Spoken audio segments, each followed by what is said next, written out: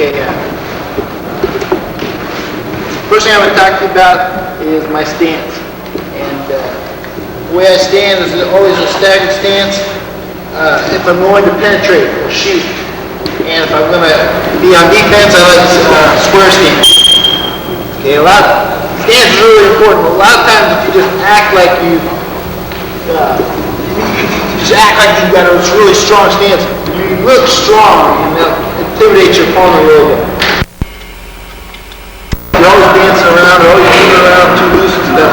I always try to tell my kids, to try to just get rock hard, just keep your head down low and keep your eyes a little bit below his forehead. So if you shoot, you hit him in the head rather than, getting hit in the face or something. That'll pop his head up and then you can attack his legs or something. So I'm always in a staggered stance and when I'm going to shoot, because that way I don't have to change off, take that little half step from here to here. Yeah, you just go. Well, if I'm going to go right away instead of just change and then go. It's not a big deal, you're wrestling around here anyway, right where we go. But what I'm saying is, it doesn't matter what foot you step with, like I always like to leave my left leg and then come around for a high crotch or something. I like a high crotch better than a single because my head's free to move into the guy and switch off to a double leg. But that's something you have to get on your own stance. It's just one of those things that you just kind of got to get. You just do it a lot, pretty soon you got a pretty good stance. Okay, where's Rob?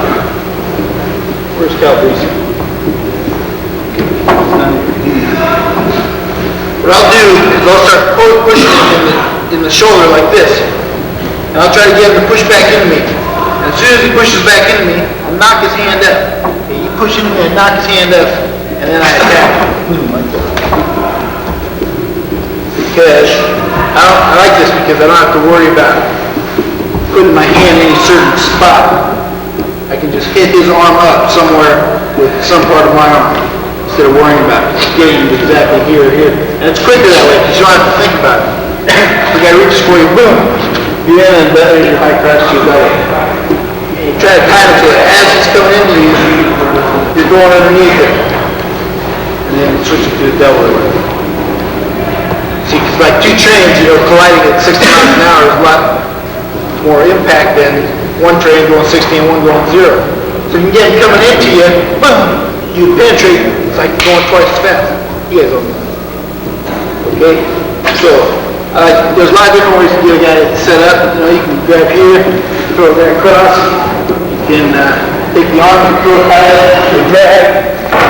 You can get the underhook. The underhook is probably the best one in high school because you're controlling his entire upper body. Okay, you go to college and you get a guy like this and he just pushes you away. You know what I mean? Pushes you away. Or peels himself out of it somehow. So you got to go to something else. That's why I like this one. Where he's reaching for you. I try to time it so like this, right before he touches my hand or touches my shoulder. That's when I penetrate. Okay. And once I get in there, there's a lot of different things I can do. I can lift, trip, spin behind, go or go, run on side. A lot of different stuff. Okay. One thing though. What's going to make this work is to put something in your mind as soon as you can get in there so you can just go to something right away. Like shoot a high crotch, grab a high, and then go right to the trip. Like in the finals of the Olympics, I was wrestling this guy. I got in on leg attack. I went to this. Okay, it's a little inside trip. And the reason it worked so good was because I didn't have to think about it. I just went right into it. Okay, so when you see it opening, attack as hard as you can, and have the finish already planned out and set up, and be ready to change off, of course, in case something happens, like he throws you off balance or something. Always change off, But have something in mind so the second you start your flurry, you've got something to go with. If you get what you're going after, like get that leg, boom, you go right to the high crotch double or something. See, that's the difference between a lot of really good wrestlers, and the few great wrestlers, is that the greatest wrestlers always conserve their energy for those small explosions when they need to score. Like if I absolutely have to score, I have to have the energy to explode at the time that I need it. So when I go in there and start wrestling a guy, I'll conserve my energy. It's almost like they're stalling, but you're not really stalling. You're making it look to the referee like you're just being aggressively defensive. You know, when I was wrestling with my brother one summer, he asked me to wrestle him. I never wanted because he'd always kill me. And so finally I just called me names. You're playing, get it going. He said, well, okay, fine. You know, I was so mad. It's okay, fine. But he'd go and just pound me 50-0. You know, and like every practice for like a whole summer. It's like real depressing. So I learned how to stop. I thought, this is ridiculous. Why should I get killed 50-0 every practice? I'm not going to let that happen anymore, you know. So I just said, I would just stall. There's no referee. So I just started stalling all over the place, you know. I just ran away from him all day. And he only scored like 4 points on me the whole day. You know. I was so happy. He wasn't killing me. And pretty soon I learned how to just stand there and do the same thing. You know, at first I was always going backwards. Then I learned how to stand there and not let him score. And pretty soon I could move forward and he couldn't score. And that's when it makes it like, hey, it's not right. It doesn't work like you're stalling when you're going forward into it. But you learn how to defend yourself at the same time. It's like the Chicago Bears. They got super tough defense. Nobody can score on them. All they got to score is one time. Okay, so this is what I want you to do. Everybody got a partner. I want you to set a guy up. I want you to pop his arm up, he's reaching for you, grab eye crotch, and over this double trip. Okay, but time it so that it's a penetration type thing. He's going to reach for you, boom. Very good. You don't have to finish with that, it's finished. But that setup, that's what I use when it comes down to, you know, it's time to score. Okay? And an underhook's great. But this will work on the best guys. Okay, go get started. Then you can do once you get into the high crotch. Okay? Like I said, I need to change that trip. And then went to the double. Okay? Now there's 4 things you can do, maybe 5 basic things to do when you're in a leg attack. You can trip him like I just did. You can lift him. You go to a double, you can run the pipe,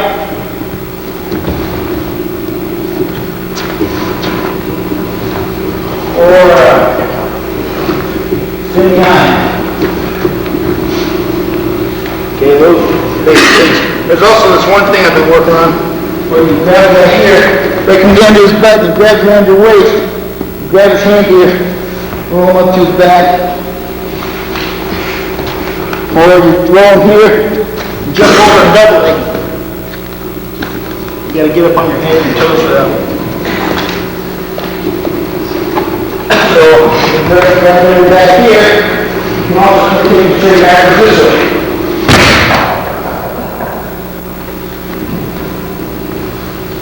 Okay, or in freestyle, let's take that on your back. You can run them around in a circle.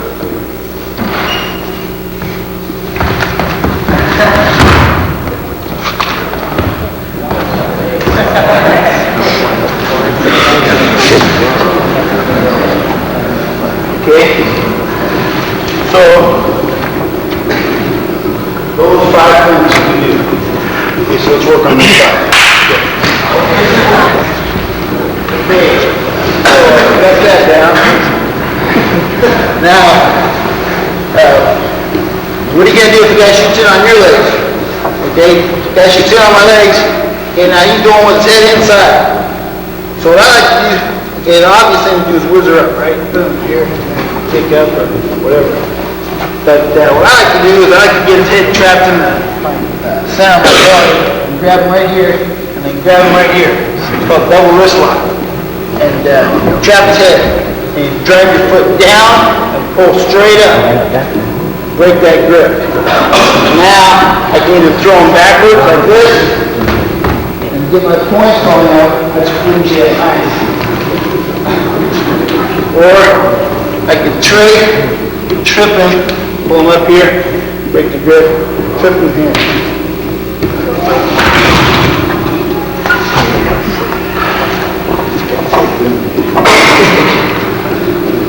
Okay. Or you can just break it and just go away.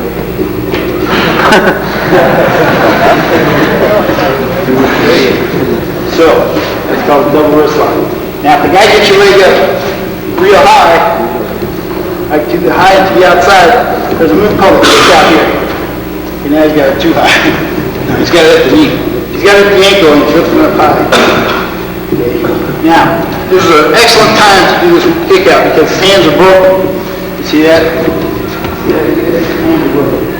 The guy's hands will break and will change from one move to another. He got this middle leg here and wants to pull his leg to the outside. He changed. He broke his grip and he changed off to something. As soon as he does that, that's when you pop out. Okay? When he's in an insecure time, you push away on the shoulder, you drive, pull yourself like that. Okay? Always win. Last grip, this shepherd, get away from the guy. Okay? So, straight his head, double wrist lock, trip him with thumb straight back, or break it and get away, or quick out of the kitchen. Yeah, it's like that timing, no timing. Look at here, pull yourself in, push it away, and extend, and then full extension, you go half cover with it. On the hand.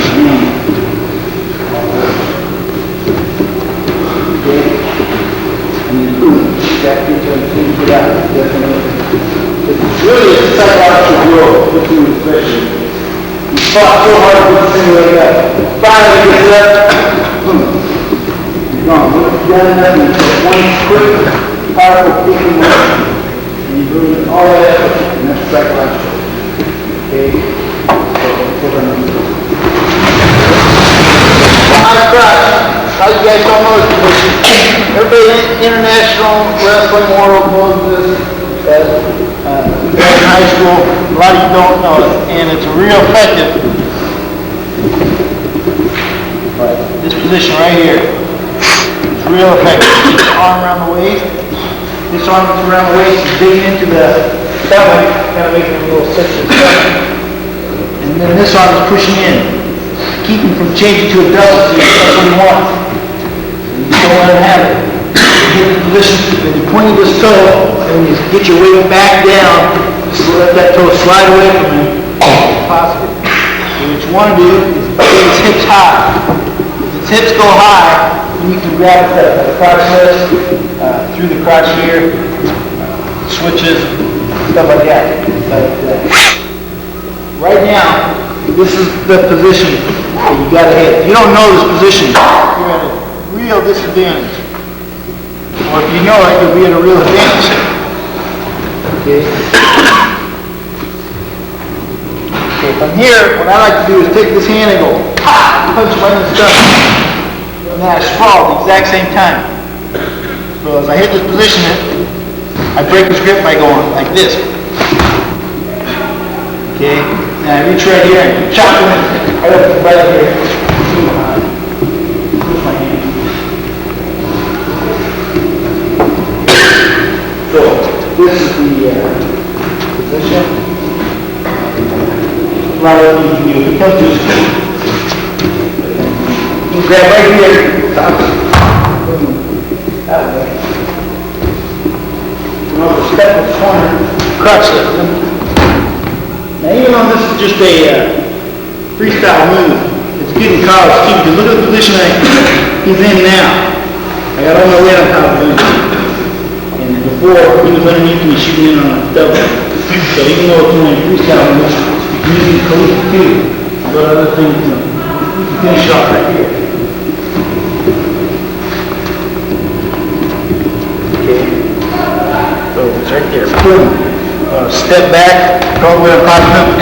Now, when I go for this thing, this little punch thing, I'm going to sprawl at the exact same time when I go for this little boom. I'm going to really hit him hard. And go, like that. put all the way over his head. See, so putting all the way on his head. Now, it's been behind that one, but basically I've broken his grip. And you can't punch a guy like this, break the ribs, but you can really hit him hard. That's the difference. That's the main difference between these good guys and great guys. Is they're right on that border between brutality and breaking the rules. They stay within the rules, just barely. I mean, you know, wrestling is kind of like how far can you raise the limits of the war without breaking the rules, without seeming like a bad guy or something. It's like I said, you know, it's that fine line between this and this. It's like no difference at all. It was just hard on this part. Okay, let's get that position and practice it. I'm going to talk to you about the body lock position. This is a real common position here. Okay, the secret to winning in this position is to get the lowest lock possible around this guy's hip. And then set his hips in, now you control the weight. Now you can do whatever you want with it. What I like to do is something that Bill Burley taught me when he beat Mike Lane in the NCAA finals. An outside trip. All you do is block this leg that's closest to him here by tripping it. And if I've got one side of his body trapped on the arms and legs, that means he's going down and he's not going to be able to break to that side. So I just trip right here and then throw it down to the mat. Yeah, really going to wrap. See how my leg wrapped around his body like another arm almost. Really good hook. I learned that on Bill Burley. This little 3-4 counter going up against the high game. The 2 times silver chin for 88 match win streak. Jordan out there, a freshman, first year out of high school, getting the redshirt. And he got in that position and just stepped across, threw laying on his back. God, you know what, I was just lucky, you know. And then Burley would just get in that position every single time, keep trying that move over and over, and sometimes he'd get it for 2, and sometimes he wouldn't get it, and sometimes he'd get it for 2, 3 or 4 or whatever. And the thing about this move is that you don't have to worry if you miss it. Like if I'm going through this thing here, steps out of it, I've lost nothing. Okay? So that's so good. You lose nothing, you get it, maybe 2, 3, 5, 4, 5 points. Just give me 3. 3 steps. There's some other things you can do from there too, like if you miss here, you can step in between the legs and like just scrunch it down by stepping back and crowd his hips and all the way down. When I was wrestling standing head dance in the finals of the Nationals one year, I went around his leg here and pulled his leg back. I stood down my right knee here and I kneed him right in the nuts. He ran down the ground. And I got 4 points. Oh, that's true.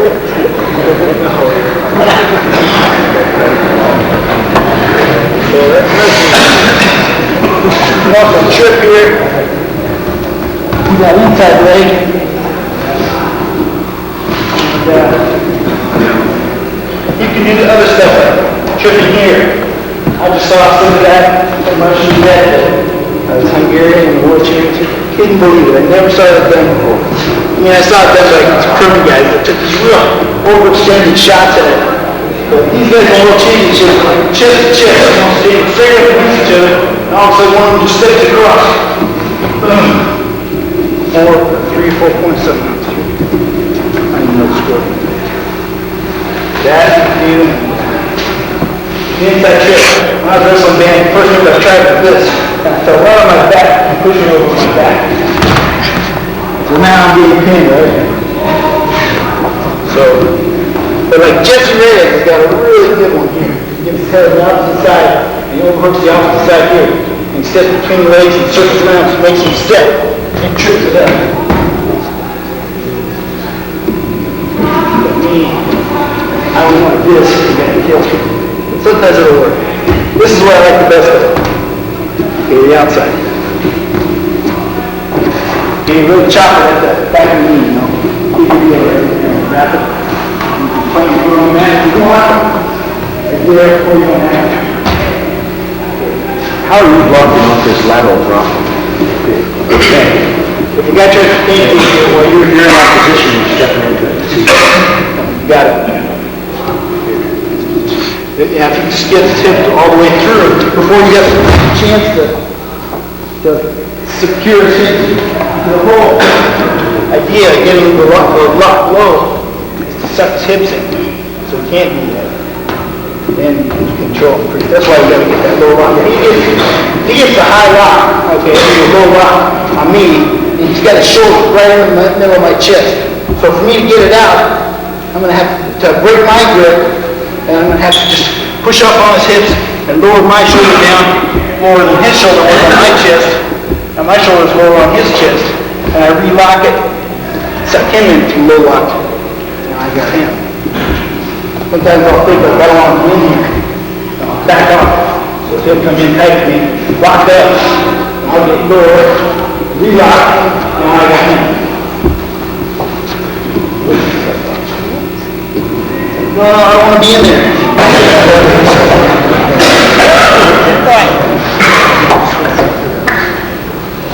Okay, how you guys are going to get in this position here? I'm going to high tap somebody here, and I'm going to get behind him. Now, how am I going to take him to the mat? Okay, that's the way. Just block the heels. I like to jump in with both feet. Same time, jump down, swing back just for a second. As I pop them back, and I step back out of the way like this.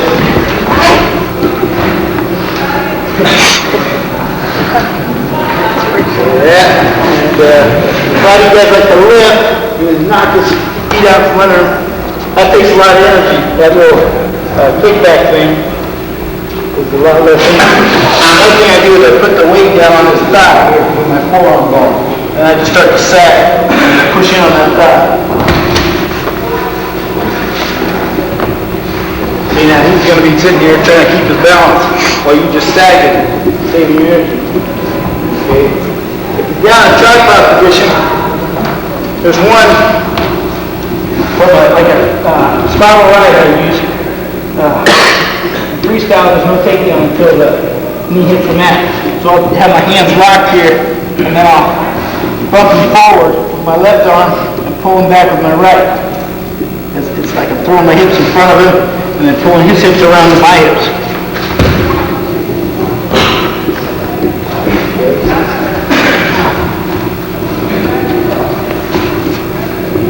Another thing you can do is you can banana split them. Throw a leg in and grab the banana split here. Now when I open this, I lock my hands in this kind of lock here. Like this. I lock it right here, and I hook the back knee the other, and I sandwich him up. Here. Now it doesn't matter which way he goes. If he pushes back, I'll push him back, and he'll soar up and forward. So I'll sandwich him first. Say I want to take him this way. I'll pull him that way. But this is for sure 3 points. You can get it locked up. Now you push it back, and you hit it all the way back.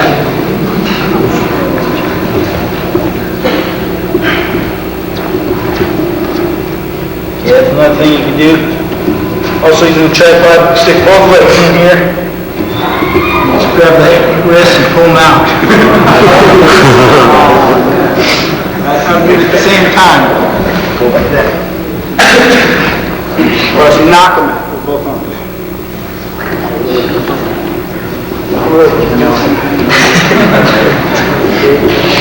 What you can do is you take a crotch lift right here, and that might make it go to his knee. Okay, I think he's doing the crotch lift. Now, throw it in. Okay, another thing you can do is in a tripod. You come down low here, you get on your knees here, and then wrap this arm underneath. Say you're here like this, wrap this arm underneath around his waist, lift him up, throw him over, then move back. It didn't work like I wanted. Okay, so you gotta get on both knees for this. Knees up, you get to the chest.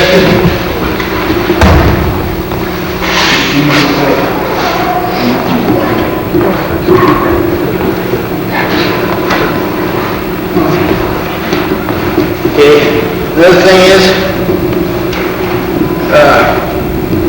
you grab the, you go down to a leg tack, you come up to your tripod, go down to a leg tack, and pull this leg up, push it right here, and you get it. Drive it back into him, whatever. Another thing is, freestyle, you gotta make his knees touch, so one time this guy, Don Schultz was wrestling this guy from Russia. The score was 1-2, and Schultz was losing, and he got pointed to 1 criteria. There was like 2 seconds left. And Schultz got the high cross, got behind this guy.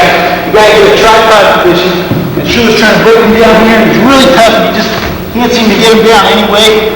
He reached back up here, took his foot and crunch. I mean, it wasn't like just pushing. I mean, he went. Probably wouldn't have went down if he hadn't done that hard. So, those are good. Okay, practice on those.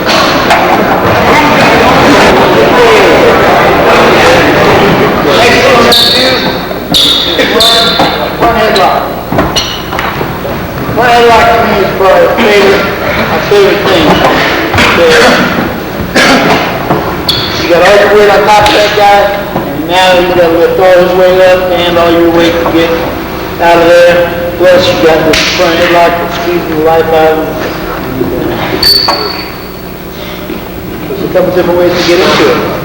You can head snap him down, just plug him over the head of your arm and snap him down this way. You can go more, or you can wait until he shoots, catch him coming in, whatever. Just get his head down somehow, and then put it in. Okay. Hey, Mark. Mark. Stand sideways. What? Can you go sideways? Like this? Yeah. Thanks. Okay, see this? This is the wrist here. I'm not going to put this arm in any deeper than the halfway point of my forearm. Not all the way to my elbow. Only about right here.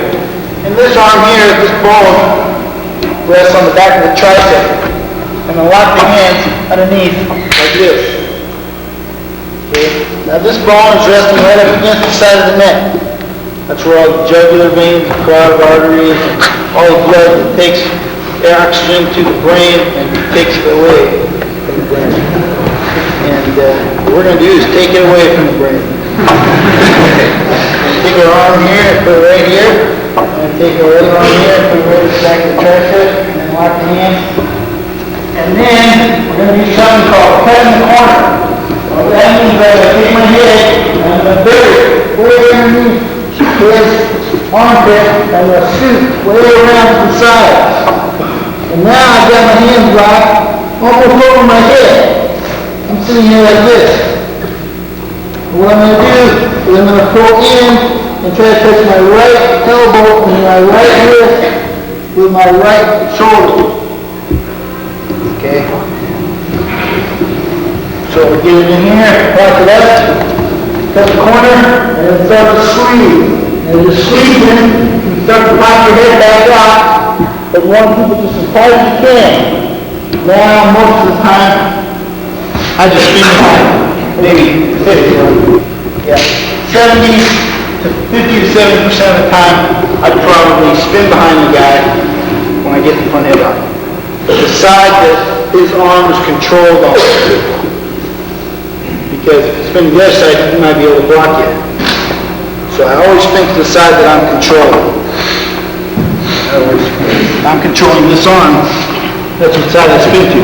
And I'm going to be pulling him down and going a little bit to the side as I'm doing this. right here, I probably can't come in. You got all good on things anyway. So maybe I just like it. Here's my paper. Okay. But if he's on the mat, Fred, pull him down to his knees here. I'm going to throw him to the side this way. And I'm going to switch the hands. Here. Okay, of course, it's a lot quicker, you know, the mat here. That's how it's supposed to work. But 50 seconds at a time, I'd say that's what I do. I'll go from the Russian, got that on him. He just flattened out. And I just spun behind him for an easy point. He just let me have it, just because he'd been knocked out cold, hadn't laid down. So, this is a great move. So, it took me about a year. You don't expect to get this real first day, because it took me maybe a year and a half. I learned this. I shot it on my brother. I tried to high crouch him. He sprawled, front head locked me, and I was waiting for him to spin behind, but he never spun behind, so I never been knocked out in front head lock. Finally, I woke up and there was this. I was in this pasture with these cows.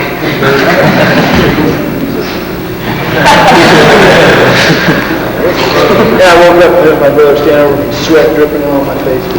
You're banned. I was so mad. I got up, I ripped my shirt off. You want us some more? No. Well, I knew. Grabbed him by his ears.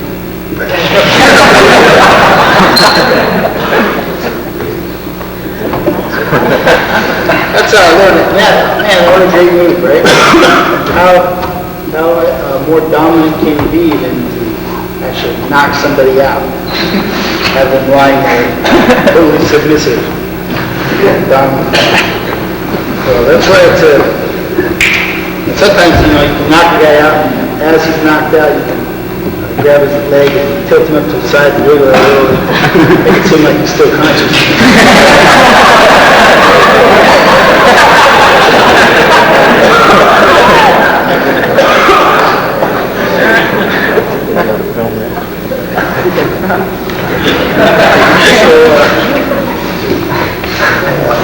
There's a lot of other stuff you can do too.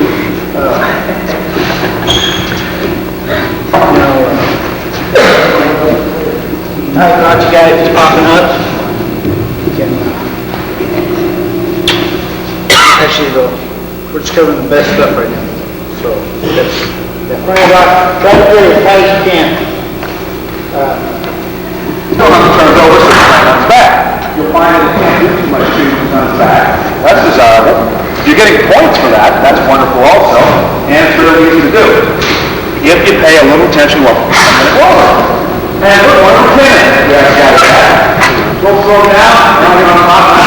Yeah, you try to turn around. Yeah, you guys pay close attention to how we do it. Not only what am I doing, this is how you do this, and this turnover, but in order to understand it, in order to feel exactly how it happens in a match, you've got to have a good partner, a person you're out with, you're working with. That person has to help.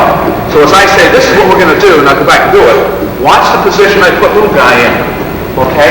What do I tell him to do? So when you're in that position, you duplicate what you're supposed to be doing on the bottom.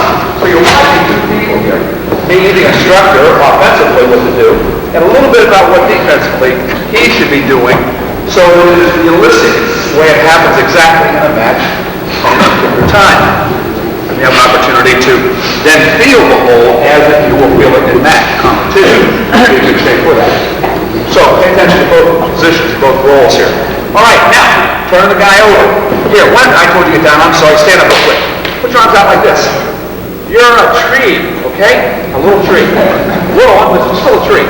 All right, now what I'm going to do, this is called pinning, principles of pinning, which I'll go over, see in a minute. I'm a nasty old lumberjack. I'm going to top this tree now. The tree falls over, boom, and it slims out. All right, now the tree's been knocked over. Tree with limbs. I go up to it and roll it. Let it roll to its side. Now, what do I got to do to make it roll?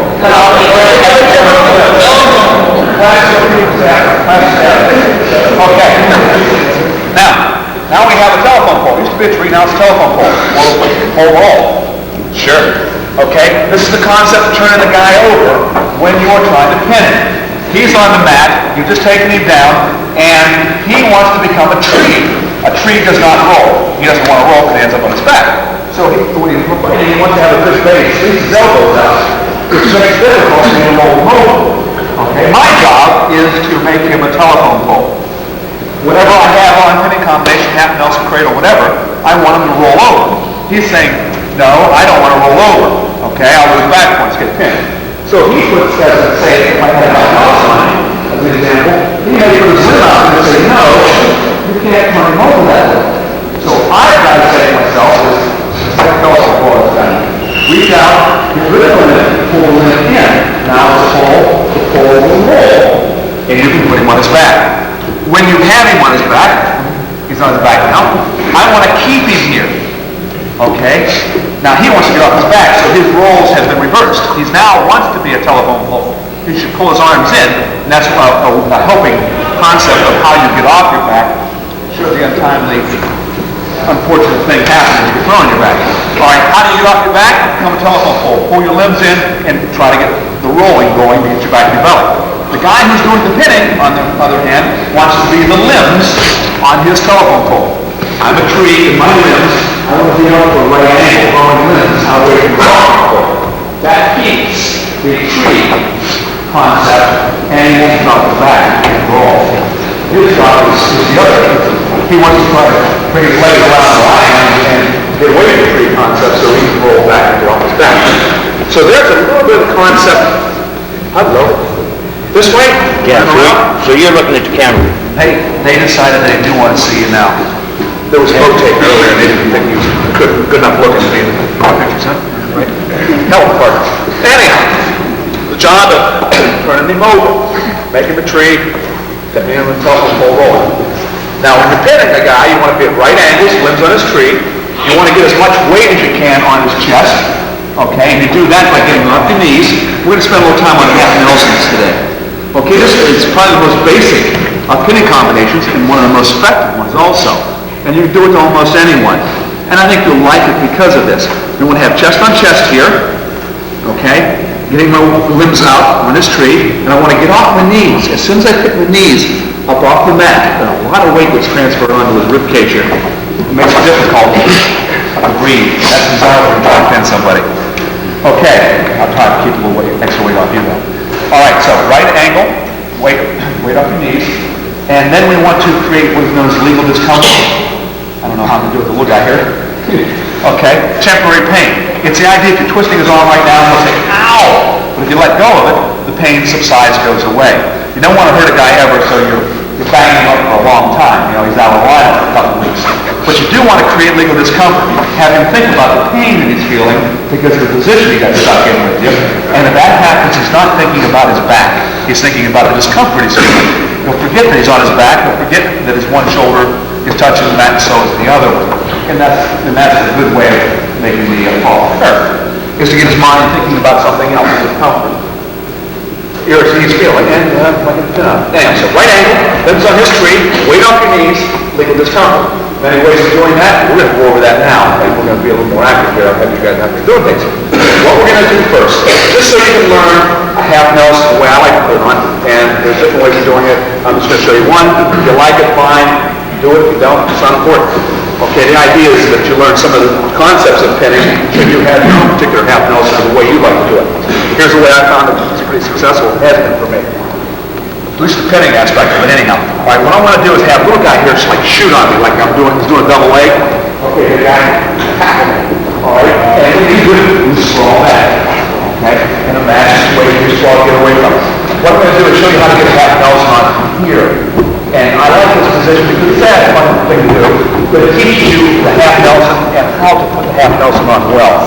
And a nice tight, okay, for sake of the parents, I know you're tougher than anybody I'm going to pull out here, but I'm going to need someone who's a little bigger. Okay. Okay. I'll back crunch you later.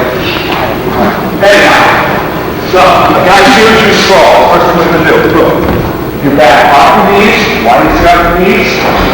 Just weight on your leg. The more weight he carries, the slower he is, the more you tire him out. Okay, off my knees, I want to reach down to his chin with one hand, the other hand grabs the wrist. So I have the wrist and I have the chin. I want to get off my knees, I'm taking my head, I'm ducking it under the arm that I have. Ducking it under, and then I'll hang on to the wrist here while I'm talking, I'll put my hands out. From here, you're going to do a sit-up. That's all you're doing. So I have his wrist, his chin, I duck my head under his arm, and do a sit-up. And when I do a sit-up, okay, my butt stays off the mat. Lays up off the mat, from here, the wrist, turn, and face it. Now what you have here is a takedown, of course. That's nice for you. You're getting back points. Now, holding him down here, it automatically puts you in the right angles to his body. Limbs on his tree. Okay, you get off your knees, because you have been off your knees the whole time through. It teaches good pressure on his chest, and then comes the legal discomfort.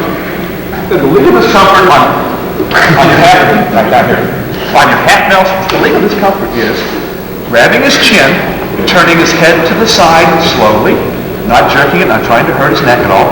Pull it to its side, so the chin of your chin goes to your shoulder. So you pull them over so his chin goes there. Once you do the twisting of the head, a minor twist, then what we're doing is we're going to pick his head up this way. So with his head turned and picked up, I think you'll find that there's enough legal discomfort created at a particular moment. We'll put his shoulders down. It's very difficult to breathe or to bridge from there. Although you can do both, it's just how badly do you want to do it. So that's the legal discomfort. So I come out, I have his chin. First thing I do is you twist the chin to the side. I've done that. Okay? And he's feeling no discomfort at the moment. But when you want to increase that discomfort, all you do is you pick your elbow up. Okay? Now at this point, he's not thinking about bridging or anything else. He's thinking about a small degree of discomfort. And when you let go of it, he goes, oh, thank you. But anyhow, here, you're paying attention too. You're going to do it. You can think, we'll do it. You take a shot at him, you swallow. Go on. We'll slow it out. We're drilling. Okay? Half speed. Okay. There you go. Boom. We swallow back. That's it. We reach over, we get his chin. His chin here. His hand reaches down, grabs his wrist. Got his wrist. You got the head under that arm. Then I want you to take your right leg and sit toward me. Your right leg, your right leg. There you go. Boom. Now, from there, stay there, that's fine. Okay, he's in not a bad position, but he gave up his height. His butt's now on the mat. Okay, that's acceptable. And the next move is going to be to turn to him and just one. Yeah, there you go. Now you have the chin. First thing you do is you twist it to the side and pull the head up. Okay? When you have the head twisted, that's 95% of this half Nelson. Half Nelsons are designed to put a guy in the back. This is designed to put the shoulders down.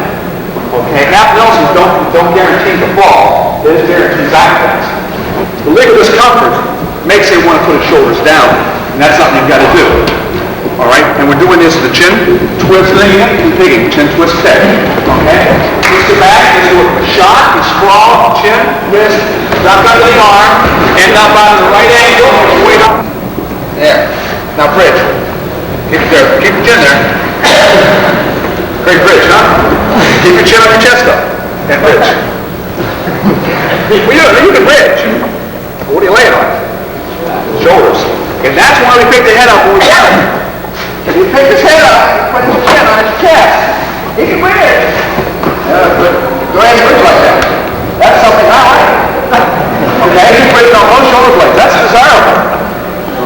The head up is to stop the bridge. Well, it's not stopping the bridge, it's bridging on the wrong parts of his body to him. And that makes me a winner. So, if I said to you guys, name me the best way of getting off your back if you get stuck on your back. What do you think the answer would have been? It's bridging. So what we're doing is, that is what he will do when he's on his back, gentlemen. He will bridge. So we want to eliminate the bridge from occurring, or change it a little bit so the bridge becomes desirable. And we do that by picking his head up. Because that's the first counter he has to get off his back. So you've already, by just learning to pin the guy, you've also learned his first counter, or how to stop him. Okay, by bridging. So, grab and pick it up. Now the twist adds another element that makes it more enjoyable, and that's discomfort. Enjoyable from the standpoint of someone's got to do it to someone. I just going to do it to him. It's going to be done. You know, instead of doing it to me. But anyway, now let's read this. Okay, now let's start talking a little bit about these limbs. How we can get rid of them. Here, hold this over for a second. Let me have it. No, point right there. What I'm doing now is let's make this circle look like the face of a clock. 12 o'clock is where my head points. My feet are at 6. Okay, 3 o'clock, 9 o'clock over there. I have 4 appendages to my body that I wrestle with, 2 arms and 2 legs. Okay, each arm, each appendage is responsible for 3 hours on the clock. Okay, my right arm is responsible from 12 o'clock to 3 o'clock. Anything in that 3-hour period, my right arm is responsible for fending off or attacking me. Okay, my right leg goes from 3 to 6, 6 to 9, 9 to 12. So I have 4 appendages, each responsible for 3 hours of the clock. Now, once you understand this clock principle, which I'll finish up in a second, you'll understand a lot of, if you are a do-it-yourselfer, wrestler, you get into some business issues and you say, Coach, how do I get out of this? Coach says, only you can get into that position. I don't know. And you can't figure out how to get out of things. Learning this clock concept, you can learn how to wrestle. If you're not sure which way to go, the coach is not there to answer the question, the clock will save you, will help you learn wrestling by yourself. And okay, 3 hours for each appendage. Now, when you're here, hands in this position. I don't care. Now, I just said his circle here, but anywhere in this whole wrestling area, when you're wrestling the guy, your opponent's head always points at 12. Doesn't matter whether it's in the circle over there. Wherever his head's pointing is 12 o'clock. And a coach can also use this to teach by, drive 1 o'clock, Jimmy, 1. Tell him the direction to go. Instead of taking over the right shoulder with your left hand, lose him with a lot of words. He said 1 o'clock. He'll know you teach him with. But anyway, now, if I was to chop him down, what I want to do is I want to get rid of an arm, make it fall over. Let's say I pulled his right or left arm out from underneath him. Which direction, what time on the clock should I push him in order for him to fall down? 9 to 12. 9, 10, 10, 30, 11. So 11. We're in the right area. Okay. Now, if I push him at 9 o'clock, will he fall over? No. Because he has a left leg that's responsible for 9 o'clock also. Remember? 6 to 9? So if I just pull him one arm off, you push him that way, he'll put his foot out there at 9 o'clock. Put out there at 9 o'clock. There you go. Now I'll push like all I want. I'm not going to get him down. If I take him at 12, will he fall over? No, because he has the right arm. Where you're taking is whatever those 3 hours are that arm is responsible for, right in between 9 and 12. 10:30. If you drive him at 10:30, he'll fall over very easily. 9 o'clock, you wouldn't have got him over because you're controlling one arm. Okay, quiz guys. Chop tight weights, which way do we drive? 1:30. I got his right arm is responsible for 12 to 3, halfway in between. And that's where he'll go down. You drive at 12 o'clock, staggering, you won't get him down. Because his left hand is responsible for 12 o'clock, as is his right. Okay? You pull him over at 9 o'clock, and he's going to end up sitting out on you or switching. You can do a chop the guy down and either get switched or sat out against. When you do that on top, it's because you're chopping him over here at 3 o'clock as opposed to 1:30. Now, I've been riding on the side. Let's see if we can make this a little difficult, please. Chop this side, normal side, chop. What time? All right. Got that in. Now, the same thing holds true when you're pinning a guy flat out. Okay? If I had half Nelson on, okay, and I want to roll him over, there's a reason why he won't roll over. Because he says, no, I'm not turning over. And you're saying, yes, you are going over. And you talk him into wanting to roll over.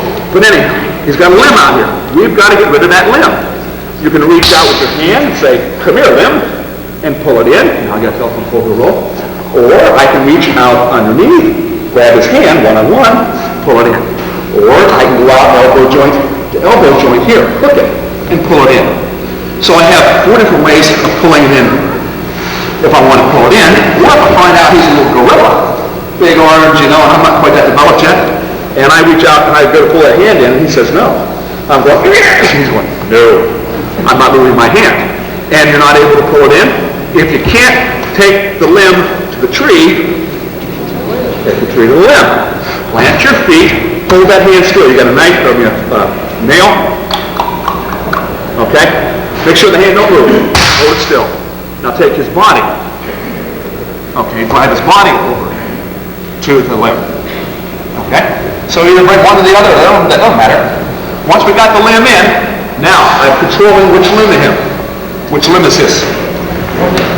1 to 3. So what time should I throw him in order to put him on his back? 1:30. Stand up, Munchkin, in the blue. I think you're about to stand up. See, you're about 1:30. There's 12 o'clock with him. 3 will be over here. He's about 1:30. So that's the direction you drive him on a half Nelson. If you drive at 3 o'clock, he's going to sit up on your half Nelson. You drive him this way, he'll sit up. Sit up. You know, and count. So you want to take him again halfway between the hours of control, 1:30, up to here. Get him up to a side at 1:30, that direction. Now once you have him on the side here, what we do is we swallow. We want to get chest on chest. Right now my tummy's on his chest, unacceptable. Chest on chest. At this point he's not going to switch me, stand up on me, he's not doing anything. So I can have time to adjust and make this a little tighter. So all I do is sprawl down. Actually, double leg sprawl. What you do is stop driving and slide down. Now I got chest to chest. Now my hand can reach under here and get to my mat. Again, absolutely. Here, twist the chin already, pick the head up. Right now, his will to win is quickly decreasing. I've got him nice and tight now, and it's discomforting to him right now. Then you take him over nice and slow. Okay? And you get the ball, and you get it, you let go of it. So, but the idea is to learn about knocking out a limb. Now this limb, you may not understand anything of going to half Nelson. You may find half Nelson and say, I don't like the half Nelson. You don't know. It's not going to make you a great wrestler or an average wrestler or a true wrestler. You have to know something on top that may be fatal to half Nelson. Or it might be leg riding. You need something up there, but you only need one. You don't have to know 12 things. So what I'm trying to get across is, you may not like my half Nelson here, and you may use that concept of the tree in controlling a guy just to learn breakdance. Or you're in a position that you don't know before, you haven't been in. Say you've been in this position, which is something that we often get into, where you have the leg hook, you're on control, and out of a takedown, and who's in control right now? Half of me's on top of me, half him's on top of me. Who's in control? You know, now what do you do in this situation? How do I get control? The referee's going, well, I don't know who has control yet, I'm not going to call it. You know, how do you knock the guy down? What do you control? Which direction do you want to go in order to free yourself up? When you get into it, you guys can get it. The idea is you get in a situation where I've never been there before, and I don't know what the hell to do. You can use some of this concept to carry over in any of the down wrestling. Okay, this is a quiz. We'll see what the local lights get if you jump on top. So we understand the clock thing, last set on this, and we'll talk about finishing with it. If he jumps on referee position, I reach up, I'm going to go side roll. I got him! What direction do I go to? 130. What do I got control of him? His right arm. His right arm's responsible for what? 3. First answer to come out was 3 o'clock over here. If I roll at 3, how could he stop me from going to 3 o'clock? What's he responsible for 3 o'clock? He's going to split out there. He's got a brace. But that 3 o'clock roll that was unsuccessful can be very successful at rolling at 1:30. Okay? He has no brace out there. He has no limb that's responsible for that hour except for when I'm controlling. So we can turn this clock concept in down wrestling and make you guys, if you want to think about winning, okay, you can win because you got a nice set of arms, you have some hair in your chest, maybe you're more mature, or you run hard and dedicate yourself. Some of you guys are going to win for different reasons. And some of that is there's another part of the game, that's the mental game. That's from the neck up. And that's what I think this clinic is all about. It's not so much you're going to be a better athlete for coming here, but you're going to think that you're better. Okay? Concentrate on the head. Back to this. Got the clock, we understand that. Now let's turn the guy over. Let's go from referee's position to a half Nelson. Okay, from here, I reach up. All right, I want the half Nelson. I want to reach in and get my hand on the back of his head. Everyone wants a basic half Nelson. There's some little things here that make a difference of success in a half Nelson and not having a half Nelson. Okay? First of all, it makes sense to put your hand in the back of the head for leverage, but I don't think it works real well because if he has any hair at all, my hand slides off. I'm just traction, if you will. Okay, so I think the base of the neck is far better place for a half Nelson. And what I want to do is create a little discomfort. And I do this little discomfort by digging my fingers in gently, of course, to the side of the neck here. you're tender on both sides of the neck. You know, when your dad used to grab you when you screwed up at home. You little, or your school teacher there, by the neck. Okay, that muscle he's digging into on either side of the neck, when he pinches it, you go, we're going to get one of them. Okay, like a half Nelson. Reach over, we're going to lock in to one on this side. I'm just doing that by having my hand hooked, like a monkey hanging on the tree, and I'm pulling on that side of his neck. All right, now, from there, I think you'll find, if I have that lock on, why I like that, what's a counter to a half Nelson thing? What is it? Look away, look up, and reach up, take it off, okay? But the first one you talked about was looking away, picking your head up, okay? Now, with this lock on, since that's his counter, if you dig into the side of his neck, and I'm there now, all right, now, as you look up and away, okay, how much pain is, look up and away, and does that increase the pain? Now look to me. All right, look away again. What's the difference? Hurts like hell when you look away, and it feels real comfortable when you look to the guy. So what happens is, if he does what he's supposed to do, the more he looks away, the more discomfort he's going to feel, and the more he'll want to look to the comfort side, where he's not supposed to be. And that's why it's desirable, looking at the side of the neck. Now, the other thing is the head up. We want to put his head down. Here, rough position, up on him, get your weight on him for a second, push his head down and to you. He's supposed to have his head up and away, down and to you. Okay? And he's saying, no, I'm going to keep my head up. You've got to say, no, you're putting your head down. So it's got to be, just put your hand there. It's put his head down. I want your head down. Boom! Head down. I got my hand. Now I can let go. Just for a second, I'm going, in the back of his head. Push it down. Then put your half on. Get your half how you want it, hooked into the side of the neck, and then let go of it. Now you've got what you want. It's good and strong, and you're in control, and you can go from there. Now, the next step, if you've got the head, a little bit of a biff in there. Now, you're not allowed to wind up, guys. That can cost you a point. But you can get a little short shot there. But anyway, half Nelson from there, and we're just going to, let's do a referee system flat. Here, flat. Let's just say we took him down. Boom. We got him down here. Here's where we want to put the half on first. And this is what we'll do now. Jump on top, just taking him down. He's trying to get back up to his base. There. Boom. Push his head down, reach over, and lock it on. Now make sure when you're in the bottom, you got to turn your head. You know that when it bounces off the mat, it's not pleasant. Okay. Head down, half, come out to the side. Out to the right angle, weight on him. He's going to put a limb out there. My job is to get the limb, drive him up to the limb, and to the side, do what? Set it down and kick, then what? Twist, and pick it up. Hold him here. Let him think about it for a second. Then slowly take him over. Okay?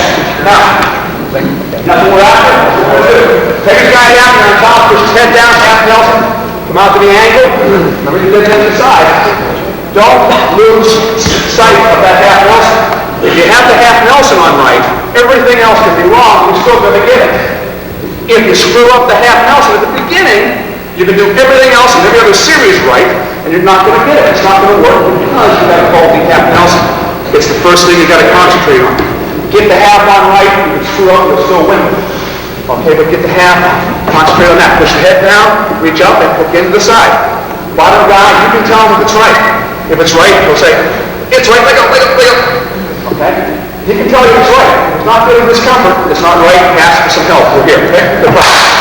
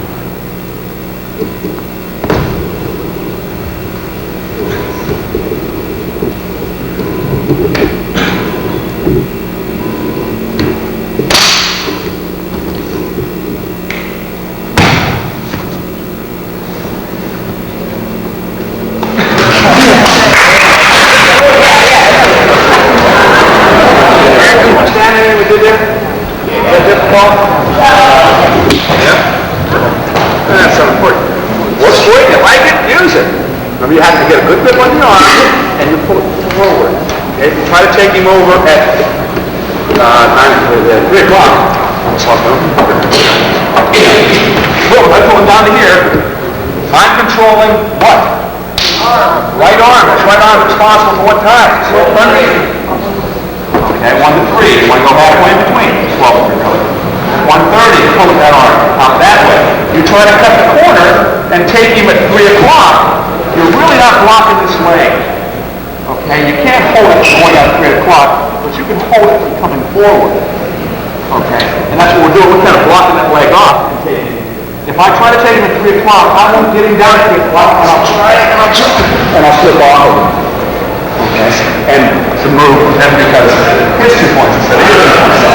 All right, so where you take that arm is very important. You take it at 3 o'clock, drive him at 3 o'clock, he's going to get it too.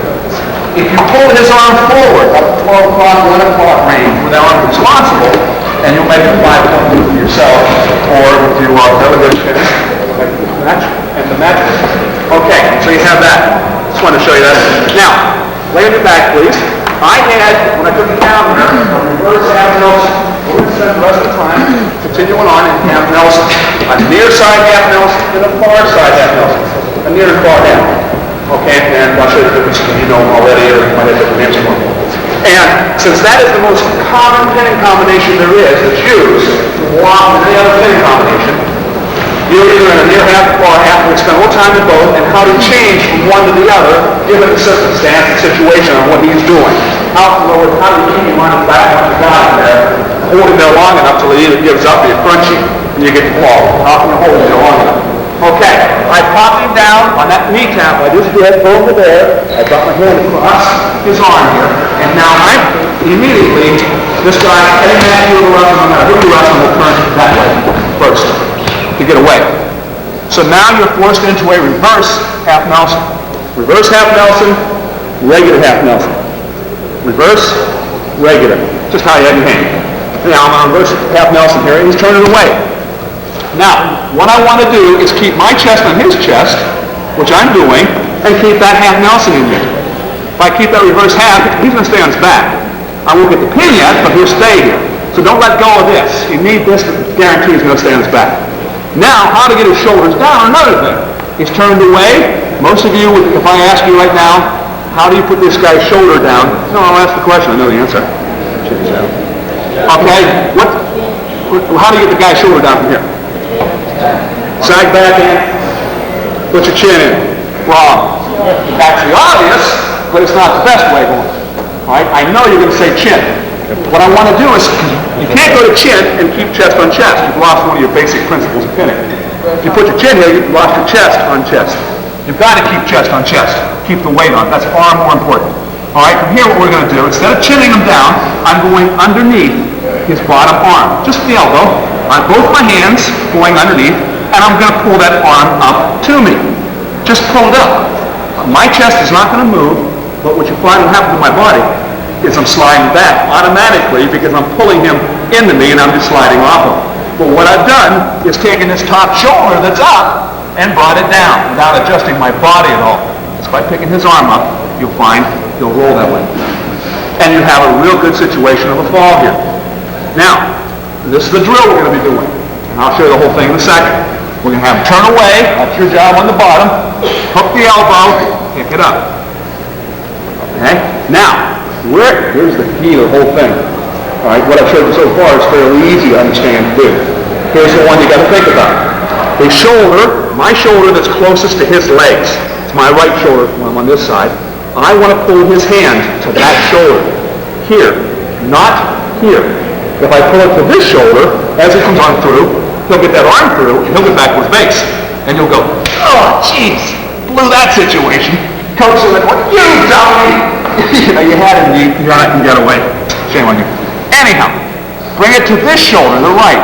When you pull it down, and he spins on through at this point, he can't get back to his belly because his arm gets caught here. Back it up. He can't if he brings his arm out of there. If he keeps his arm up here, which I would force him to do, okay, he can't get back to his belly as long as his arm's caught. If the arm was on the other side of the head, he's back to his base. So where you pull that arm up is very important. if you want to keep on his back.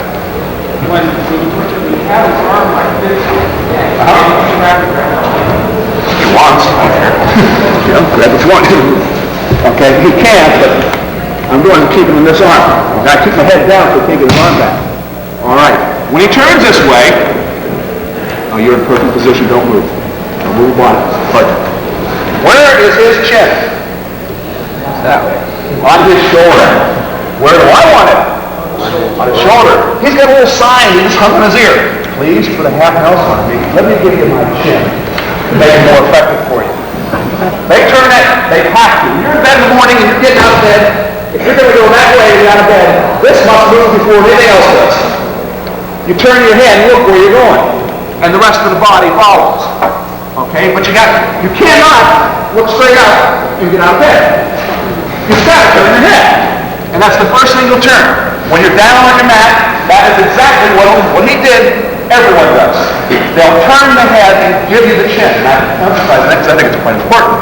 It's very, very easy to get. When we go back and we start drilling, a lot of guys will have their chin this way. So you can't get it. You know, not because that's the way it'll happen to Mac, he doesn't want his head twisted right now. He'll turn for you the wrong direction. But the match is always down there for that reason.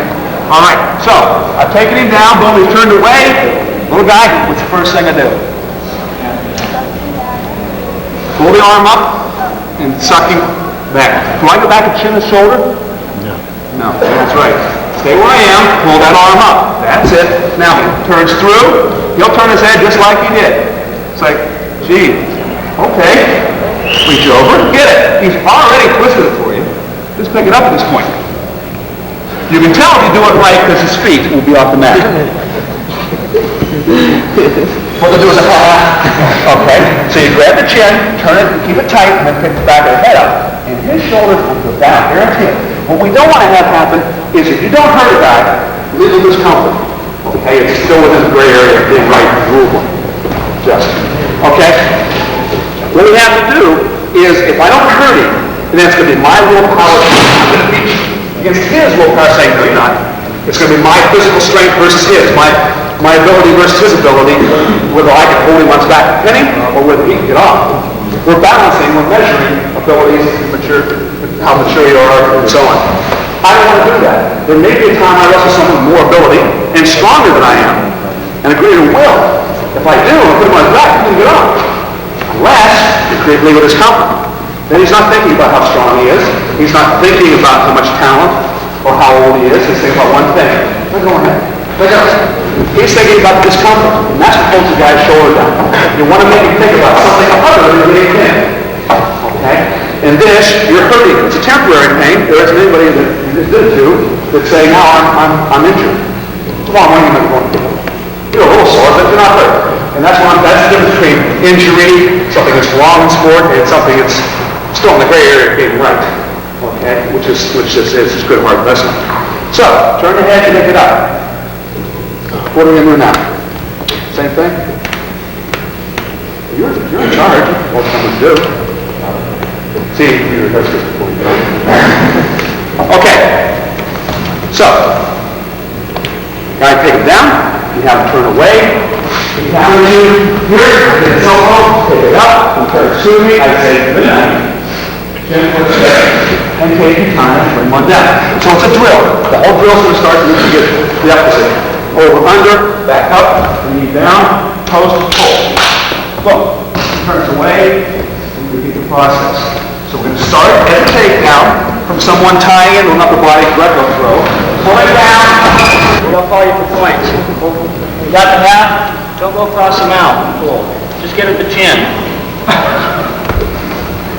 They'll call you for points.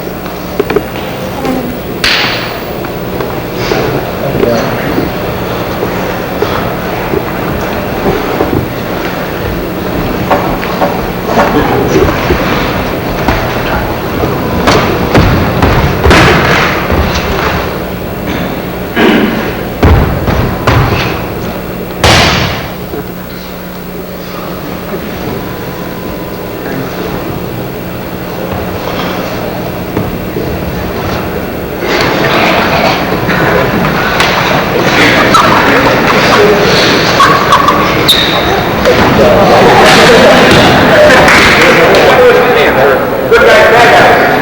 What I want you to do is walk up behind the guy in referee position. We're going to hook our feet in right here. Inside out, at his ankles. I'm going to stand here. Pull the pants up a little bit, get on. Strap in. Okay. Now, keep my legs good and tight on him. I'm sitting on the back of him here like a horsey. All right, I'm the good guy. I'm the good guy, and he's the horse. All right, I take my free hands underneath his arms here, and I hang on.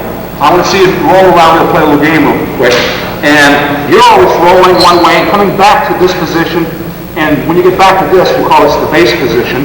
Then you can do a forward roll if you want, and come on back to your base position. You can't do 3 moves in a row without going back to your base position between each one. All right, this is base, back to hands and knees. I stay underneath his arms, boom, boom, boom. Legs pinched, underneath his feet. I try to stay here. Okay, first 15 seconds that you do it for each other, don't do it on a competitive nature, but just do it on fun, just a slow drilling situation. Then you can pick up the pace as he becomes more proficient and hangs on better. Okay, listen to this drill. I'm too old.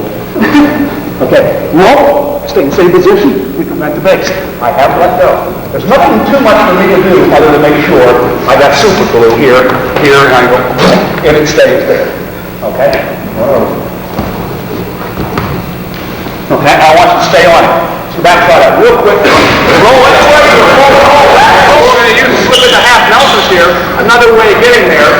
But what we're really doing is, I'm showing you, as I said, the half Nelson, but more importantly, a style of wrestling. A way, we're getting into crab rides here. This crab can be used in great offense if you like to become a crab rider, as opposed to a cradle man or leg man. Okay? Or, probably more importantly, it pulls you out of a lot of potentially dangerous situations. Knowing this little roll, jumping on and hanging on, will get your butts out of more troubles you can get into for several reasons. All right? One of them is just as an example, a side roll. You can jump into a crab. If I'm reaching over here, he reaches up and grabs my wrist and starts rolling that way. You can feel yourself rolling, okay? Going that way. You know it's like, oh, I'm caught, oh, damn. And he starts to roll. We're going to go from here, jump up, jump down, and you're right back to the first. Once you feel the hand coming up, and you go, oh, geez, go ahead. He starts rolling, jump, and you go ahead and roll back up. That would have been a 2-pointer. Side rolls a lot of times will turn into a 2-and-2 situation. So learning to jump on feet, getting that crab ride saved you. It saves you a lot of your leg men, your leg wrestlers. Because what will happen, if you're not successful with legs, they'll pull you down. You can start pulling the legs here and getting in this position, you find yourself fighting. Okay? He's pulled the leg up, and he's not going to let you put that leg back in. Okay? So if you can't get the leg back in, he won't let you have it, then you've got to say, come here, boy. Pull him up and get under his feet. You can get under his feet, but you can't get back in to get the legs on him. He'll stop that. But he won't see what you're doing, and into a crab. You're back going, had legs on, got the butt pulled down here, and he was out, right? Stay there for a second. And you're back in a position of control. And you learn how to bring it back to his base. And you've taken a leg situation to turn it into trouble for you. Out of trouble and back in. The crab's really good for stuff like that. I'm teaching you, and it's a great drill. Hang on, roll around, and warm up. Where do you finish that? 15-second drills. And they're a loser. Those guys have to do 5 push-ups, coach. Monitor them the other day, so I play games out of it and so on. It's a good one for you. Anyway, back to that. Let's turn that into half Nelsons off of the crab. You can either jump into a crab referee's position, to get on, or from side rolls or down on the mat or out of takedowns when you're back heeling, you can pull them down into a crab. Right, let's do that. So get me where I want to go now. 2-1-1 where you get back heeling and down. You're in a crab. All right, we get into that. Crosses that back heel. And you're right back in your crab stuff. Let's assume from here, if I stay on top of him rule of thumb, I'm going to beat him up. If I can stay up here and he's down here.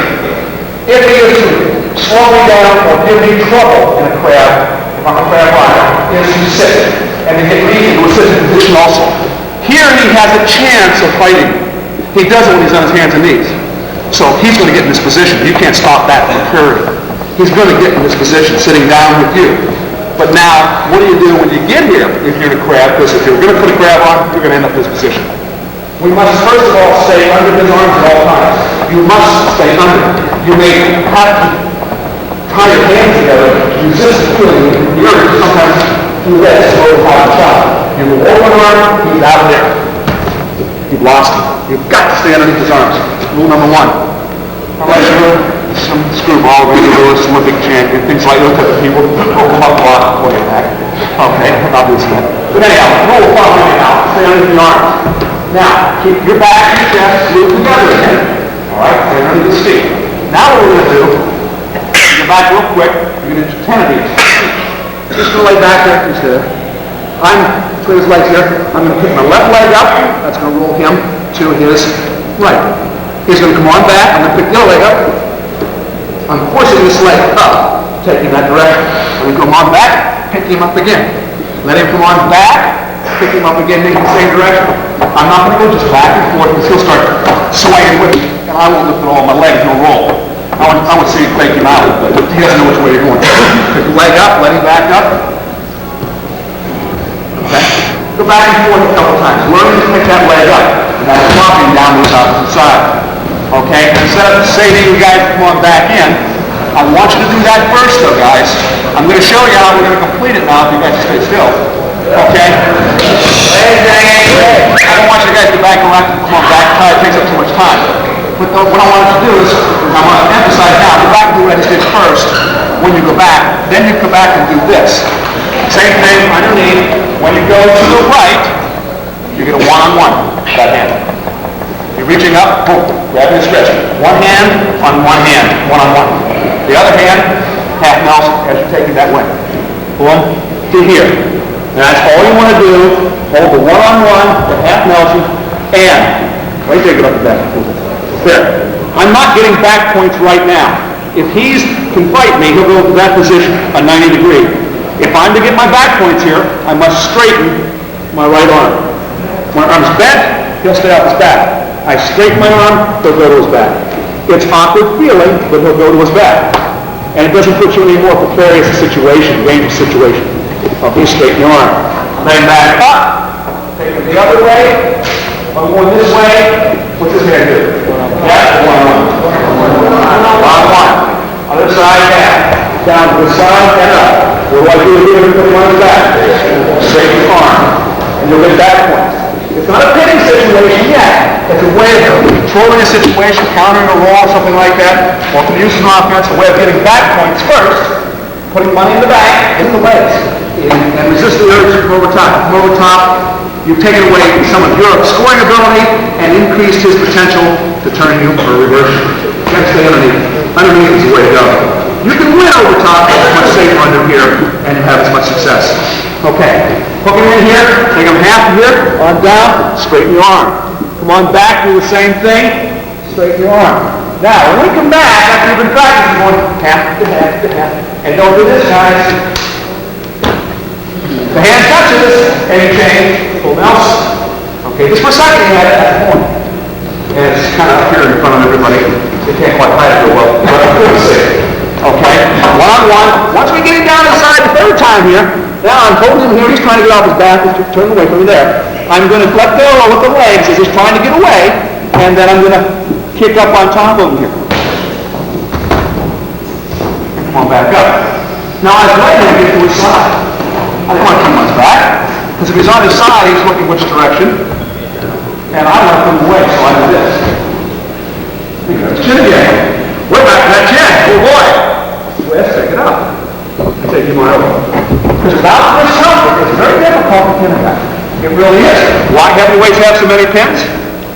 They get all of their mass over the guy's face. He's not breathing real well. They don't bridge too often at heavyweight. There's a lot of meat there, but they're not breathing either. And that's probably why heavyweights get not your technique. Anyhow, one-on-one, back and forth, get him down to the side here. When you have him down the side, let go with the legs, up and over. He's on his side, from here, adjust down, chin twist pick. Take your time, lift him on up. Keep his head up. Remember, if he moves his head, his chin on his chest. He hasn't been for a while. Okay? So, back and forth, and then back and forth, kick on top. The right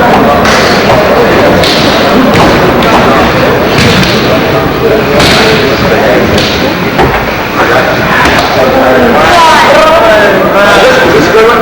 Yeah. What do you think? Nice to him or?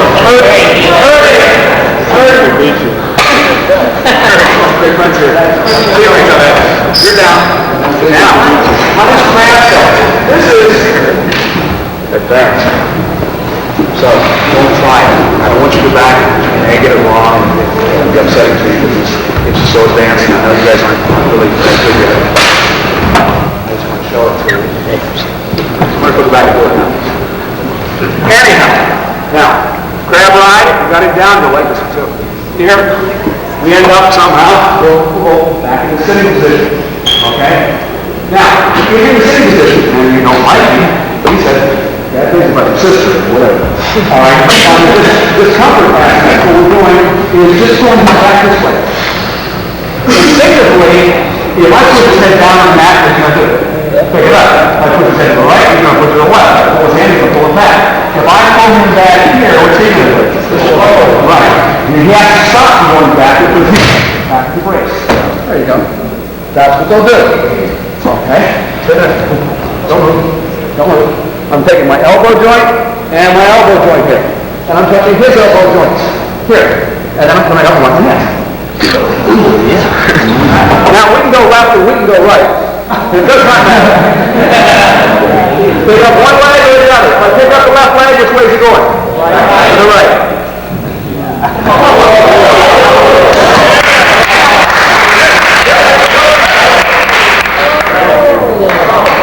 And if you keep your butt up here next to his, what you're doing is you keep pushing him up in that jacked up position, which is very unpleasant. It's really aggressive. I'm sure you can't do that. It's bordering on full mouse.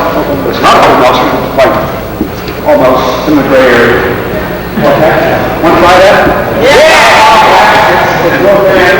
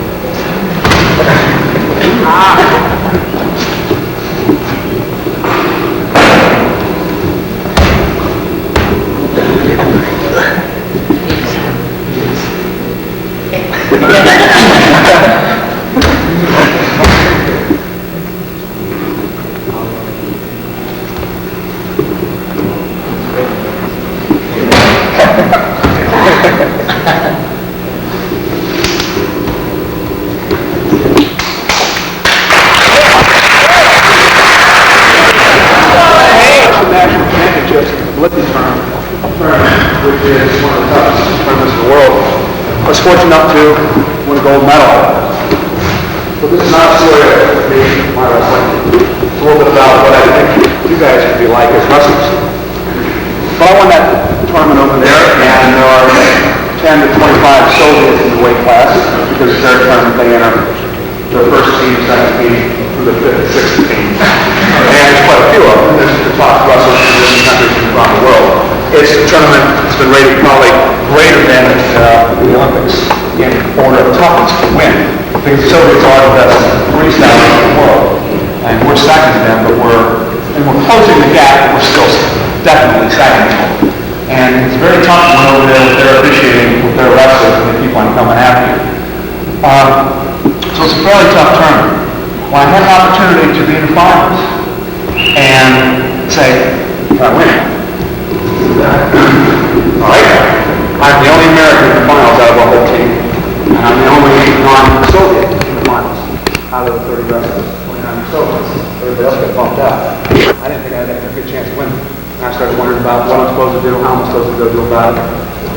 And I had a lot of concerns. And I said, well, can I win? Should I win?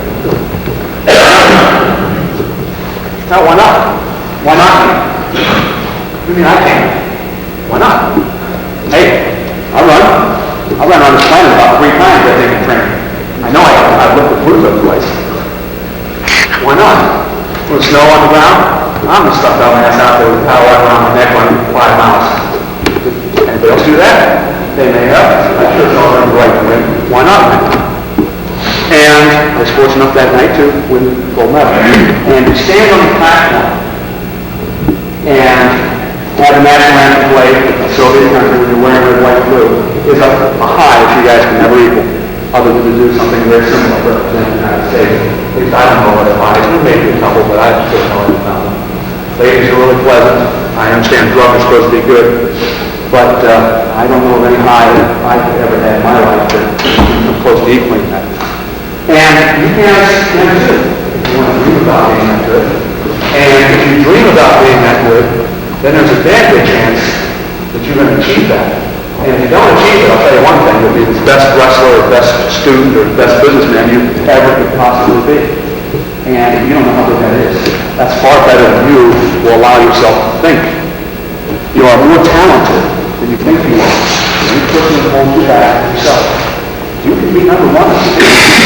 I thought I could be number one in that Russian national tournament because I saw myself every night for 3 months on that podium.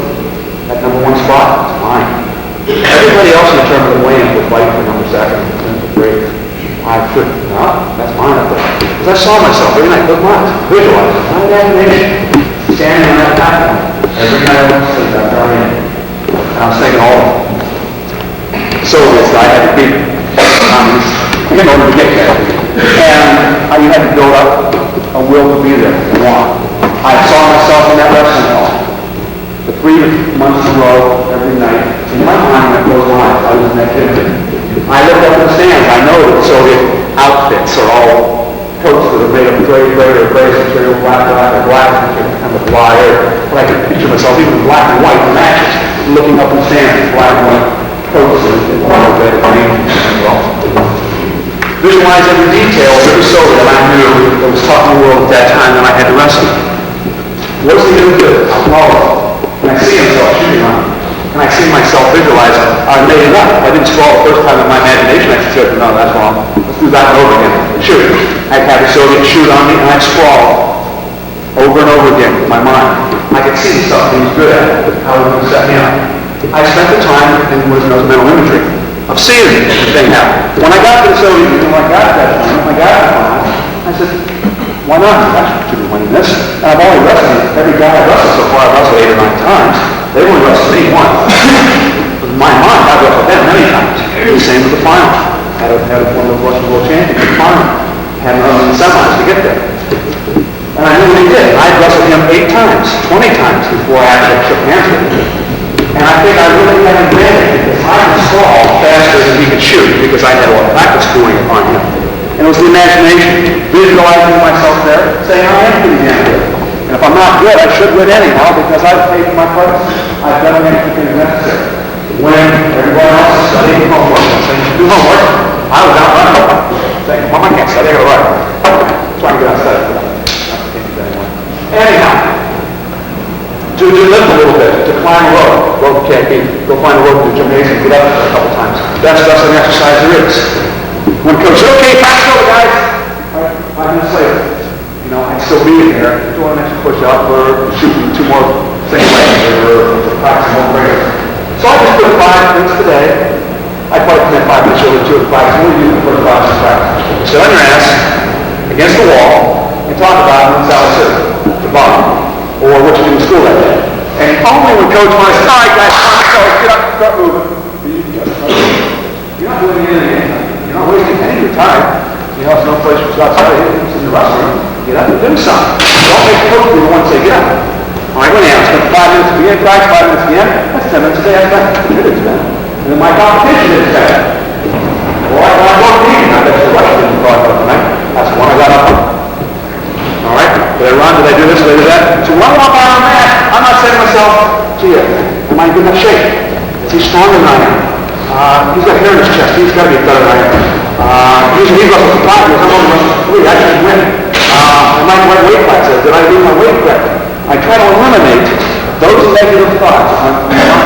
If you can say, I'm coach at years, I ran here, right? Right? I've not done that damn rope so many times. I found my way to the moon. Those damn ropes. Sure it is like that. No, it's eliminated. Eliminate. Go, and say, well, hell, I'm supposed to beat him. He can't beat me. He doesn't have to like me. And that allows you to free yourself up, eliminate the negatives. You worry about your condition? You're not running with it. What? Don't tell me you're not safe. You can't do about it. That's what it is. That's what it's out. A rope on your house. Get on it. You know, so what?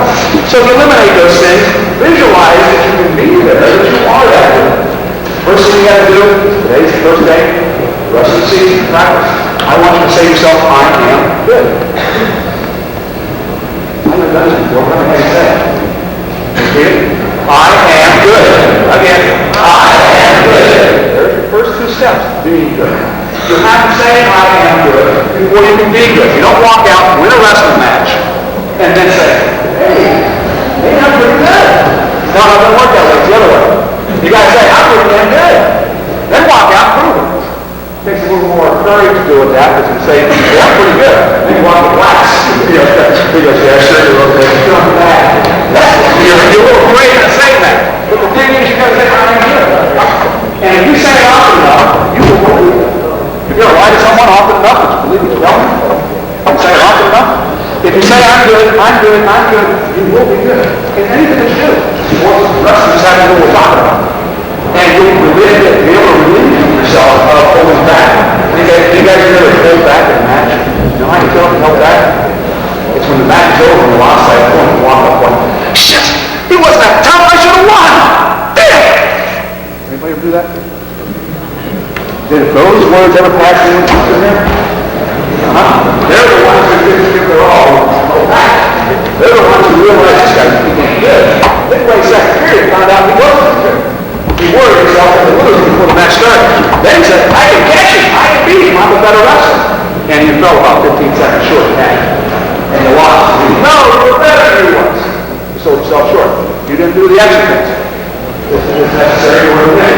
You didn't say, I can win, and then do what is necessary to make that happen. You said to yourself, maybe he's in better shape, maybe his hair is just more mature, maybe he's stronger, maybe he's quicker, he's wrestling 3 years more, I'm going to wrestle 1 year more, so I should win. You said things like that to yourself and you worried about the match when you didn't wrestle at the beginning. And that's what you have to eliminate. Visualize, and if you're going to get there, picture yourself there. It'll come true. Say, I am good, you have done it. It's your first step. Okay? And if you want to come true, there's a few things you got to do along the way. A little running here, a little flying low, you exercise, doing things that the other people are not doing, and then you will win in any sport, in any business you try. You've got to do that little negative. Or to the next guy, and you'll win. You deserve the right to win something else. All the way from the hamstrings to the thighs. Sit down low, right? Your back is on the straight up. Okay? That's good defensive and good offensive style for leading. Now, I want to show you guys also a little bit. I want to expose you to the European style, that way you guys can maybe use it in your style. The European style is neck bent to the knees, more bent at the back. And the way I can show it to you guys is, this is, for example, this is the wall. The wall is used For stretching, like the running stretcher, see the running stretcher against the wall? Exactly what all you guys do. Stretch your legs up, and then the only thing you do is just hump your back like this. And lead with your head and your face. Or your hand and face. Together here. Elbows out the right here. That's how you lead in the European stance. And the weight, a lot of the weight is on your front foot, your lead foot. Here, it's a shoulder leg. One leg or the other. And it's really good for bridging off and keeps you from being snapped down, right? Okay, the first thing I want to show you guys is one headlock series for your attack. You're in here. Okay, you're in here. I want you guys to step in with confidence now. Forearm in one of the shoulder or the other, whichever you prefer, whichever side you like to attack. In here. Forearm here on the shoulder, on this side, on the shoulder. Now, whichever side you choose, reach around on the scruff of the neck, grasp it with the open hand, control it. Now, I want you guys to commit your forearm in deep. Now, I want you to forearm on here. I want it in deep. Now, when you do that, commit your chest. Commit your chest in the room, cup the chin. Cup the chin in this fashion. Cup it hard now. Use some authority. When you do it, push into him as he pushes back. Push back. As he pushes back, snap him down. Come on. Okay? Right there. Push forward. As he pushes back, snap him down. Don't fall. Okay? Push him forward, and then snap him down. As he plants his hand, as he plants his hand, bring your knees down. Okay? Not your knees. Okay, like that. That's usually what I end up. Bring him down, you land on top. Knees probably hitting that first. It's okay. But after that, you drop the knee. Drop the shoulder down into him. And the thing I'm going to stress, guys, is not to commit your elbow in too deep. You commit your elbow in too deep, he's going to catch you. What is he going to do? Huh? Right. He's going to tilt you. Or short carry, like I said. Grab my arm. He's going to tilt you, right? Go ahead and tilt you, guys. Tilt you on the side. Now, guys, if you guys, the thing I want to stress is just ever so slightly commit your hand in, just slightly. That way, and elbow high. Elbow high. When the elbow is high, what happens? You can't grab that elbow. It's really hard for him to take an offense when you don't give him what he wants. Now, from here, when you get that head on, you can do the thing. If he's down on his knees, just push him over and just push him back. Drop him down and turn around. But generally, you just won't flatten out like that. He'll stay up on his knees. Don't flatten out like that. Here, and if you push his back, just bring him struggling forward. Good. You shrug him out to his forearms and his head. Reach around in the crotch and spin around behind. Collect your 2 points. Now, when you're out front, you tripod up. Again, you can push forward, push back, come forward, right in the crotch. Same move, just 2 different positions of his body. Now, if he's persistent and he's hot, and he tripod up, commit your hand in, and then you bring him straight up. Bring him up. Bring him up here. Okay? Push into it. Rotate his body a little bit to your right. Okay? You're right around the carotid artery, so you squeeze hard and you torque the chin and you torque his body. See how I'm torquing his body at an angle? And you lift him up. You hip in. You hip in and you turn to the far side. And you bring him on the knees. Inside to it. Or you can drop him down, whichever you prefer. You lift on this arm, let go of the lock, lift up on this arm. Right? And then shrug him down. Around behind. Now guys, from here, remember, your front headlock. Do not commit your elbow too deep. I can't stress that enough. From here, you take your options. Look here, you trip. Shrug, bring him down the mat. Shrug him forward. Round to the top. Any questions on that? Okay, you move around this way. You let go. Let up a little bit on the pressure. That way you can straighten up. And then this side. Any questions? You can meet yourself in like wherever. See, your over and under tile is this. You both tied up over and under. You both in the same position. Now, when you're up here up front, you're still in with your hips. Don't be afraid to hit yourself with your forearm blocking.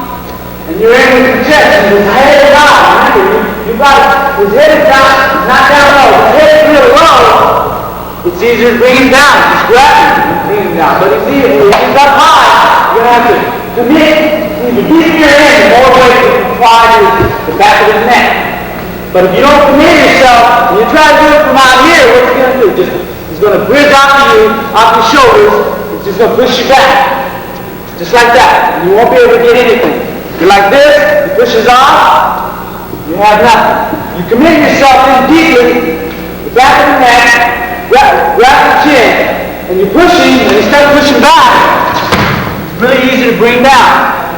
You know, an example of that is how those cowboys had earlier bring down the horns, right? Except that you're in a different position. You have two horns here up front, the top and the back of the neck, and the chin, the lower chin. That's the same thing you would use as a cowboy would use in the rodeo. Push in, he pushes back, he brings him down, directly with his own pressure, right? Now, again, guys, front headlock, serious, okay? If you bring him down, and you guys aren't comfortable with trying to shrug him down, just body lock. Come out to the body lock. You know what a body lock is, guys? Commit both arms in and grab the wrist. And you grab the wrist and you start circling. You apply pressure by keeping the lock in the same place, and then lower your hips. Come on, stay on your knees. Okay? As you apply the pressure, just scoot around ever so slowly and carefully to get past that arm. Once you're past the arm, can you see my hip past his arm? Come on this way. To the camera, guy. Okay. Oh, wait a minute. Okay, you're in on the body lock. When you first start to move, make sure you cover the head with your hips. In on the hip. Body lock is up high above the stomach, high as you can get it. It's under the ribs. The rib cage is here, guys. Up. The end of the rib cage is right here. You want your lock right around there like a grapple move. Okay? Just out this way. Here. Apply pressure this way, going down, so keeping the lock in the same place. And then start shooting on the side, and you feel comfortable enough to get back around. Whichever name you guys prefer. But in any case, when that body lock and the guy comes up to pinch the elbows, lock on both elbows, what I do here is, what I do here is I pinch my elbows in. When I pinch my elbows in, he can't roll me. Even if he tries, because I just bring my elbows up a little higher. I just pinch my elbows in, and he has no roll. See, I just bring my... And when you apply the right pressure, his hands cannot come up. His elbows have to come down to the mat. Right? Now, if he tries to come up, even right there, okay? The reason you guys get caught on this barrel roll, this milkshake, is because you guys are just applying a small amount of pressure. You apply a small amount so he comes up, you have no pressure, so he rolls you. Now, guys, if you apply tremendous pressure on his back, by lifting with the forearms and the biceps, he's not going to be thinking about rolling you. He's going to be thinking about when the match is over. You know, so you can go home and cry a little bit. Okay? As you circle, you got the angle, right? And his arms are down, he can't come up to the barrel roll. Reach right in the crotch. His head is down low, forearms down on the mat. He has no way of doing a cow catcher. Remember, guys, if you apply no pressure, you all right? Yeah. Okay. Come up a little bit. Okay. Remember, guys, if you apply no pressure, you try to come around, what you going to do? Cow catcher, right? Look at that. Okay, you go around this way. Remember that drill you guys do? You guys ever do that drill? Yeah. Spin drill, the catcher you. Okay?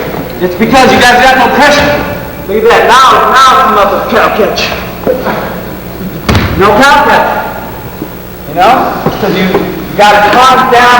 He's thinking, okay, so he doesn't bring his hands He doesn't bring his hands down in that. What's going to happen in his face? Bring your hands up. Just bring them out like a cow catcher. Okay, if he doesn't bring them down and I apply pressure, what's going to happen? Keep them up. Keep them up. What's going to happen? What's going to happen? His face is going to eat mat, right? You don't want to eat mat unless you like pain.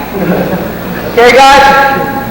So remember, apply that pressure. There's no way he can come up with the barrel nor the cow catcher.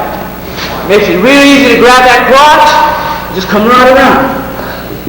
Tremendous pressure on him.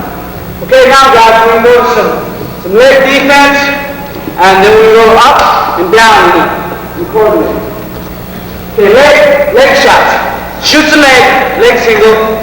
He shoots to the outside or the inside, whichever he does. You can defend here. Now, in order to get him on the inside and do a body lock again, is to gently place your hand on his ear. Whichever side he's on. If he's on this side, gently place it on this side. Right? Now, from here, you reach over with the other hand and place it next to the ear. Make room. The hand is on the right side, the same side the head is. Place it on the chin or grab the chin if you like. And then, with the far hand, reach on the ear and shrug it inside. Right? Same thing here. He's here, reach down, and shrug it inside. Now, once you got it here, flash it down, push it down, and sprawl on it. Right? Okay, that's some real good defense right here. Guys, shoots in deep, just shrug them inside. Body lock. Inside, the same thing here. He's outside, shrug him inside, and body lock. Sprawl on him. Any questions with that? Okay, I'm going to show also, guys, I'm going to show you some, I'm going to show you hip hacks from here. I'm going to show you hip hacks and also some variations about finish in case his leg comes up. Okay, let's try that first and we'll go out to some other moves. Get in on your leg. Okay, there's nothing left to do but sprawl. But you can't sprawl and you can't cross face. No way, it's too tough because it's too deep. Okay, now, if the guy can come up with the leg like this, rather than trying to reach over and body lock and sprawling, reach in on the joint. Remember, side leg is on, reach in with the same arm. Underneath the joint. Underneath. Remember, there's a gap between the body and the leg. Reach in where the gap is and then underneath the leg. And then reach over with the free hand and clasp it. Clasp it like this. Bring him over and collect the free leg. Go to the ball. Okay? The leverage move, guys. He's in deep. You can't get your legs back. You got in too deep. You're too slow on the move. Okay? So rather than trying to sprawl and have him take you down, reach in on the joint because it's right there. It's convenient. It doesn't expend your energy. Reach in, clasp it, leverage. Reach in for that free leg. Right? Collect your points. Smile and 50. They have arms. Okay? Now, if he's smart, he's going to let go of your leg. Then, okay, you roll him. He's going to feel his arm, hold his back, and let go of your legs. And you bring him right over and come out behind. He's going to roll it through because he's going to be smart enough to let go of your leg. Otherwise, he's going to get pinned, right? So, what not? The thing is, you're going to get some quiet. And if you're rolling over, that's problem. I'm going to go scramble. So be ready for the move. If anything, you come out ahead. You ended up neutral, you got your 2 points, and you got a fall. So either way, you come out a winner. Right? Now, single leg. If his knee is down, that's a double. If his knee is down, he's in deep with the thigh leg, his knee is down, go ahead, drop your knee. His knee is in deep, get that knee in deep. In deep. Again, he locks his hands and you can't, and there's no way for you to grab the leg, nor shut him off, or just shrug him inside. He's too strong. He's got a real good positioning. You can't shrug him inside, he's just too strong. His body's locked in hands, or locked your legs in place. Now, body lock. Go around the body just like we do when we're sprawling. But you can't sprawl because he's got your legs locked in place. So what you do is you fall to your left, going that way. You fall to your right. Why to your right? That's where his head is. That's where his head is. His head is on this side, so you kind of want to smash his head a little bit into the mat. You don't really want to smash it hard, but you're wrestling hard, it might just accidentally happen, right? Okay? So you body lock, you run the body, and you fall to your right. You don't tilt straight back now, guys. Remember that. You're going through an angle. So you body lock and you go to your side. Here. Once you're here, then you hip touch and your leg, you cross over with your arm, you hip touch with your legs, pull your arm out, and then scramble for the 2 points. It's a really good move. You fall into your side, and that allows you to take people over. Reach over, he's deep, so you fall to your right. He has to let go in order to keep you, right? If he doesn't, he's going to smash his head. He doesn't want to smash his head or lose position. So he's going to as you're falling, he lets go of the lock. You keep your leg up that way he won't lock his hands again. Right? So you keep your leg up as he lets go of the lock. You reach over, you pad, and you raise your body up with the hand that's up. Here, raise your body up, bring your arm out, hip high, invert your legs, and come out behind. Any questions? Remember, you got to put heavy pressure on it. Some guys are tough here. They have a wide base on the legs, spread the legs out. A wide base here, and they're strong. It's hard to take them either way. So when you do it, push with your legs. You may want to bring your legs out this way and push down and mat with it. Here. Invert your hand on this side. Transfer your weight, push off the hand. Bring your arm out, invert. Or hip out and then invert the legs the other way. Any questions? Let's try.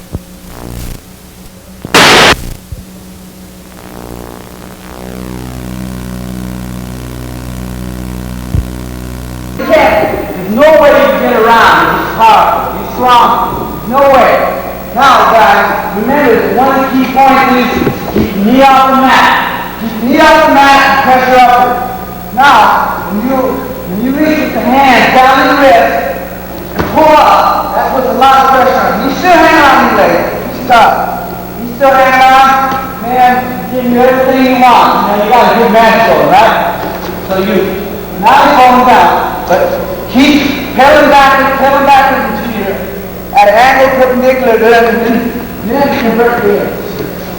Any questions? Any questions, guys? Let's break up and try it. Okay, guys. That was all off the high fly single leg. Now, the guy shoots slow. He shoots slow with his head inside, right? Okay, rather than trying to lift him up and defend from there, go ahead and push him down where he wants to go. Push him down, rotate your knee. Sit on top of his shoulder. Now, you want your knee high. Not this way. You want your knee high. That way he won't grab the thigh. See, if you have it low, he'll grab the thigh. Reach up with your hand. Grabs the thigh, and he's going to rock you forward. Now, if he does that, just push your hand off, and then bring your knee up, push your head down. Keep your knee up. Now, what you do from here is you wait for him to start to try to come up. Bring your head up. As he does that, now from here, you shoot out. Shoot, point your toe on the mat, and shoot out. Here. Okay, shot in the leg, just turn away, push your head down, thigh up. Bring the thigh up, that way he doesn't grab it. Push down the scruff of the neck. Here. Pressure now, the pressure is in the front foot. Push off the mat, like you're trying to push the mat together. Here, push off the mat. Rock down. Rock your knee, your hips down lower on his shoulder. That way you have some good pressure down, but bring the knee up at the same time. Now, as he starts to come up, you have your free opening for the escape. Okay, guys, remember, bring the knee up, push your head down. Shoots in. Okay, he's in between the knee, he's down low, he's up above the knee. Now, you want to get him below the knee by pushing his head down. Push his head down allows you to turn your ankle. See? If you don't do it, he's going to grab that ankle, he's going to bite you good. Remember the guys, the point is, to push him down on the scruff of the neck. Keep him down. If he's coming up with that elbow, push that elbow down. Keep that elbow trapped. Now, if he comes up with his hips, grab the hip with free hand. And just angle off this way from the get-go. So let's break up and try that. Hey guys, so defense from the stand position. Here's the guy's got good technique, shoots in on you, fix your leg up. Fix your leg up with his head up straight. Here. His head is in the chest. Go ahead, lock your hand. Locks his hands.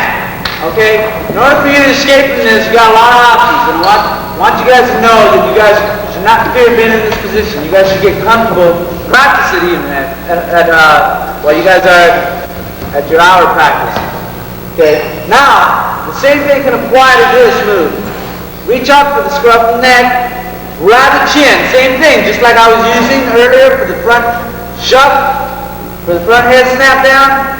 Okay, same thing. Now, you control the head by using this. He can't lower his head like he likes to and run the pipe, right? So, you have it up, and see, that's why you commit your chest. You commit your chest, for he won't get it. And that's why I say, you guys, let go of the block. That's why I say you guys shouldn't fear coming in here like this. If he tries to grab the leg, you just raise him up. There's no way he can get down to the leg. Even if he grabs it, he doesn't have any power. Just reach up, snap his arms away. Now, if he does have a single leg, that's okay too. Now, what I want you guys to do is create an offense from here. I don't want you to be defensive, I want you to be offensive. Be offensive from any position that you're in. Now, from here, point your toe. Because otherwise, he's going to hit you with his knees, and he's got you off balance. See the wider base? He's got you in a wider base. You know, your legs are spread out more, which gives you an uneven balance. Now, if you pull your toe, he doesn't have your leg pinched, and you have block flexion. You lower your head and push into it, rather than him attacking you, moving you around. Okay, you point your toe, you grab the chin and the scruff of the neck. From here, you can do two things. Either fight the elbows, which he pitches his elbows with a tight grip. What I want you to do is reach back here, back of the elbow, pull the elbow out, make room for your other hand to come in. Once your other hand comes in, reach on the elbow and then switch with the other hand and rip the arm off. Okay? I know that's a lot to remember. Remember, the key points is to point the toe, control the head, make room with the elbow, bring the other hand in, both on the same elbow, right next to each other. Drop the lower hand down to the wrist, drop your head and put a lot of pressure. You can't hold you. It's real hard to hold you. And the thing is, guys, clasp your hands like this. Everybody do this. Now, put your elbows together. That's where your power is when you got your single leg. Right in here like this, and you're pitching your leg. Now, if your arms are spread, your power spreads out, right? And that's what I'm doing. I'm reaching down and I'm bringing his elbow out. I'm bringing his elbow out. You see that? And I got my toe pointed. Power. When I point my power, it gets my gravity lower. My gravity is lower, so I'm closer to the mat and I got better balance. Now, with my hands together, I got a lot of pressure. Now, this elbow is right up against his chest. You see that? It keeps him away from my work. If my elbow's like this, and he gets closer to my work, and he has a better chance of taking me down. Now, I put my elbow against his chest, and I put both hands inside the elbow. I can work a lot better. In here, both hands on the elbow, and then I switch one down to the wrist. From here, I drop my head, and I just rip his arm away. Okay, that's one move. Now, the second move I want to show you guys is here. Single leg. Okay, when he's here, same position. I got this head tie, right? The one I used for the shrug. Now from here, what I do, rather than the same conventional wizard fighting position here, I just keep this move, and from here, I grasp onto the lock, and I plant my foot on the thigh. See that? Same thing, and then from here, I just shoot out. I know that hurts, guys, because I had my teammates do it to me all the time. We all pick up, like at Baker School, we all do it now, and we get a single leg, the guy shoots out in our thighs. So now the drill for this, to get you guys used to this, is just put your hands up, get a wider base. Okay, put your foot on his thigh and push it away. I know this is not a very appealing exercise to do, but that's what you do. Here. See, you're pushing him away while you're going away. You're going in two separate directions.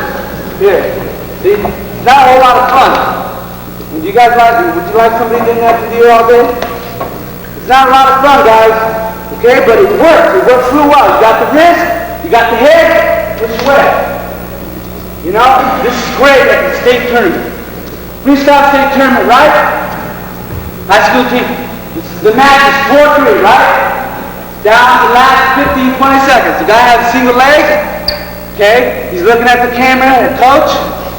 I'm going, yeah, coach, you're smiling, right? I got my last takedown. He's behind by a point. He thinks he's going to get the takedown, right? Smiling, coach smiling at him. Yeah. Take him down, you know? So what do? You grab the wrist, pat your foot, and you shoot out. And you look at the guy, and you want to stay tournament, right? You're a champion, state champion, yeah? You guys want to be, don't you? That's right. Okay, you learn these techniques. Last 10 seconds, it can save your match. Or you can quiet for the whole summer and then try next year, right? Right? Okay, single leg. Scrub the neck, grab onto the chin. From here, point your toe, remember. If you don't point your toe, you deserve to get taken down. Because you don't remember these things. You got to remember them. They're very important. Write them down if you have to. Memorize them, write them down, make them yours. Make it your move. Okay, everybody will remember your move, not somebody else who taught you the move. It'll be your move. Because you do it. You apply it to your wrestling. Point your toe. The first move, point your toe. Remember, you're on the chin and the neck. Reach out. Stretch out or separate the elbow. Reach inside. Make room for the other one. Reach down the wrist. Break it off. Remember, you got to, as you're breaking it off, boy, just follow him and ready for the shot. Be aware that he's going to shoot again. Just because you rip him off doesn't mean he's not going to shoot again, right? If he's persistent, he's going to keep coming. He's going to grab that leg again, you just rip him off again. Throw him off like a fly, you know, just throw him off, stroke him off, he won't shoot again, he'll respect you. Okay? In here. And remember, be confident with this. Learn to defend. And again, the important point is the toe. The toe makes a whole lot of difference. See, you have hardly any power here. When you point and then down bottom, we have 30 minutes left. Put some ground on the bottom and top position. Right? Right, down. Okay, guys. Now, the conventional ride for how many of you guys ride a tight waist? Okay, how many ride an ankle? Ankle ride? How many ride the spiral ride? You know the spiral ride that you're using now? Okay, you know what I'm talking about? This one here, where you circle around, spin with it. Move.